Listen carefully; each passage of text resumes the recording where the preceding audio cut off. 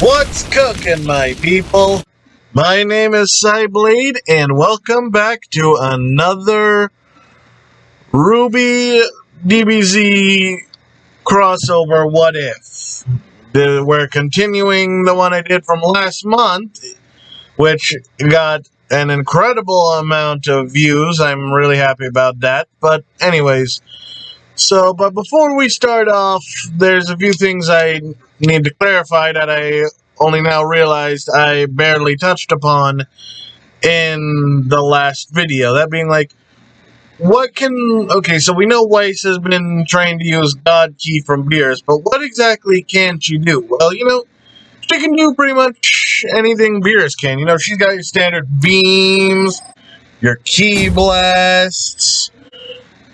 But, of course, since again she was raised by Beerus, who favors the key spheres, that's where Weiss's interests sit as well, or her forte in key attacks. But also, remember, we know that Weiss, just because she was taken from Remnant, doesn't mean she doesn't have aura and stuff. She still has that, and we know that aura and semblances activate when a person has been stressed decently enough. And I can think of few things more stressful than fighting against a freaking god of destruction, sparring or not. So, during one of their sparring sessions, Weiss's semblance activates, and, well, she can use her semblance now. Bounce off her glyphs, she trains with it and discovers she can do pretty much everything she has been able to do in the show, minus still summoning, because she hasn't killed anything to be able to summon it. So,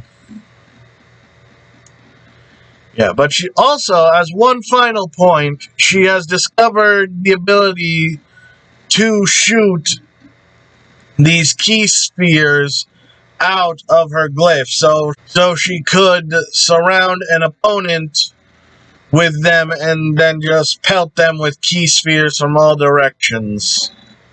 She actually even managed to bring down Champa once in this, but he was going easy. That's a horrible. I am so sorry. He was going easy on her, which, he was, because obviously he's at least close to Beerus' power level, so if he did go all out, she'd be super dead, but, yeah, still. So, anyways, with that out the way, relationships. Due to, Weiss not being officially a Schnee in this universe, or, she doesn't have an official last name, and therefore is not really affiliated with the Schnee Dust Company, she and Blake have no real conflict. In fact, she's a lot more analytical after being trained by Beerus. She's learned to detect, the tiniest little things other people would fail to notice. So, kind of like Penny in a certain regard, except we don't really know how Penny does it. She probably has some robot thing, but Weiss is just super analytical. So, she notices that every so often, Blake's bow twitches. So, she's like, okay, there's something going on here.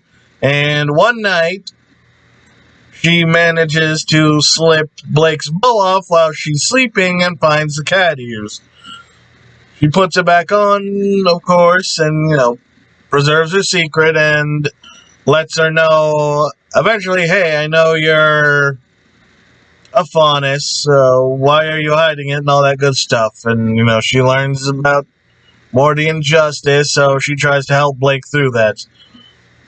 Also, because she was, not raised as a Schnee, and taught to basically hate the White Fang and Faunus, and being raised by, Beerus, alien cat man, she actually has a lot more respect for the Faunus, so Yeah, when she sees, like, Cardin bullying Velvet, pulling on her ears,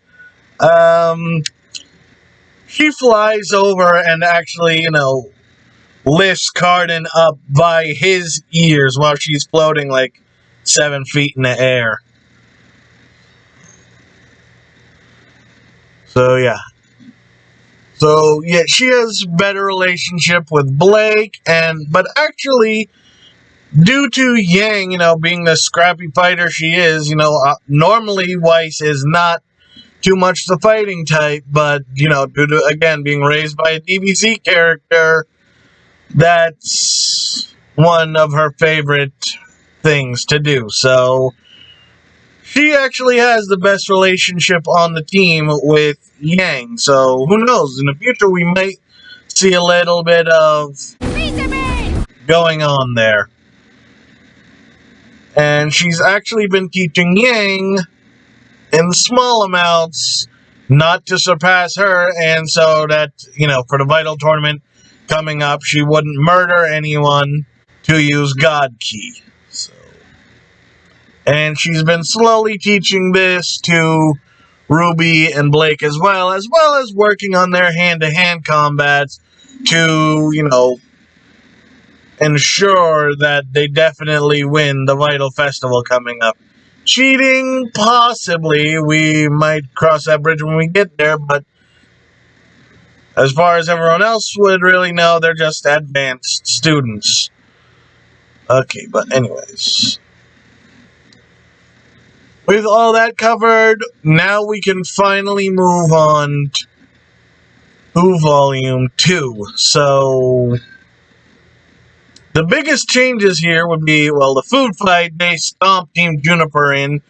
As soon as, Juniper throws all the watermelons, Weiss actually just uses the God Key to be like telepathy, because remember, DBZ characters have basically telekinesis with their key, lifting rocks and everything, and we've seen Goku, train with the glass of water on the flight to Namek. But anyway, so, yeah, watermelons are flying towards Team RWBY. Weiss just stops them in midair and sends them right back onto Team Juniper's heads, and then the rest of the team just grabs whatever food they can and basically just stomps Team Juniper real quick. So, bit of a landslide victory. So, the biggest change here would be, after the events of the docks still happened because they were just out one night trying to find Sun, because even though she's, like, above basically any student at Beacon or any academy right now, probably, like, on par with a maiden, Weiss really shouldn't have to worry, but she still likes to observe her opponents and have a strategy fixed out on them. That's something I could imagine Beerus would teach her. Or definitely Weiss, if not Beerus. Because, they wanted her to still be a tactical fighter, not just try to brute force everything. So, yeah. So they still found the docks that Torchwick and the White Fang are working together, so Blake's still hung up on that, so they still decide, like they did last time, hey, let's stop these bad guys. Now, the biggest problem here is that Weiss, again, is no longer a Schnee and does not have access to the Schnee dust records that she had in the original.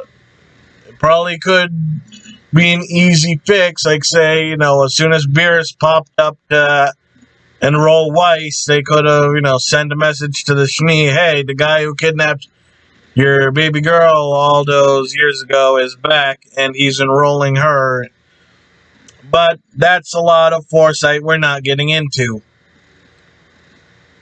So, yeah, she doesn't have access to all the Schnee records, but luckily, most of the other things still happen as they did in the show. They still fight Roman, although a lot easier this time.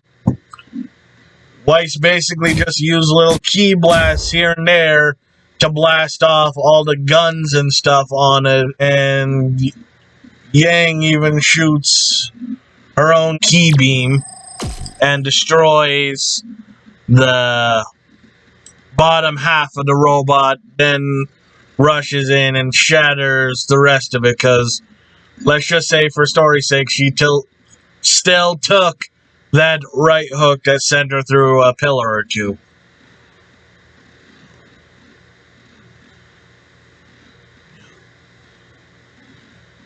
From there, again, pretty much very little changes until, the dance and until the field trip to, we know it. So very little changes until the dance, and Ruby follows Cinder. Now, normally, again, Ruby just barely held her own due to a combination of being in heels and, it was Cinder with, her crazy maiden powers and whatever. But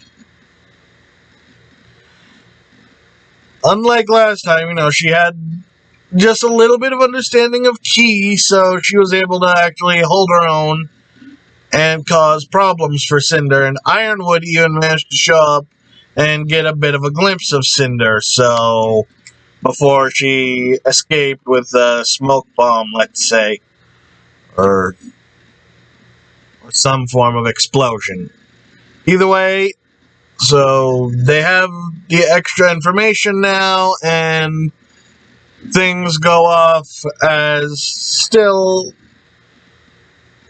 like they did in the show. They go to Mountain Glen, they track down White Fang, find nothing, and eventually, Ruby finds it, but falls down, and she does a little bit better than, managing to fight the two White Fang grunts that came up to her, but she's just, learning to start ki. She can maybe shoot ki blasts, but, yeah, she can't fly or anything like that yet, so she has to try and find a way out, and eventually gets swarmed by the White Fang and eventually taken down. But the rest of